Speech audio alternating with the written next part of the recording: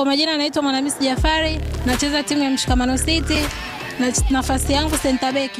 Sasa nilivyo natamani kucheza level ya juu kwa sababu mwenyewe ninavyojiona uwezo wangu kidogo unakidhi. Kwanza mimi ni mtoto wa kike na siku zote nitabaki kuwa mtoto wa kike, na siku zote tukienda hata kwenye mazoezi kufanya na watoto wa kiume, cha kwanza hawatuamini, watuona kama sisi ni watoto wa kike.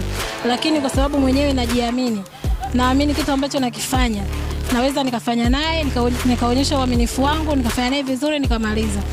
Changamoto ambayo napitia kwenye timu zipo tu mbalimbali za kawaida, lakini kiufupi namshukuru maticha wetu wanatusaidia kwa kila hali, tupo naye pamoja kwa kila hatua.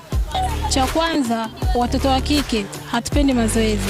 Alafu cha pili, na watoto wa kike viongozi pia hawana uvumilivu. Kwa tunavyoshukuru tukipata watoto wa kiume ambao wanaweza kutusimamia, na sisi tuna uhakika kabisa tunaonyesha kile ambacho anakihitaji. Siku zote mwalimu anachokuelekeza ukimfanyia ana uwezo kukusimamia kwenye kila kitu. Kwa hiyo watoto wa kike kinachotushinda ndio hicho, sio kwa viongozi, sio kwa wachezaji, ni uvumilivu.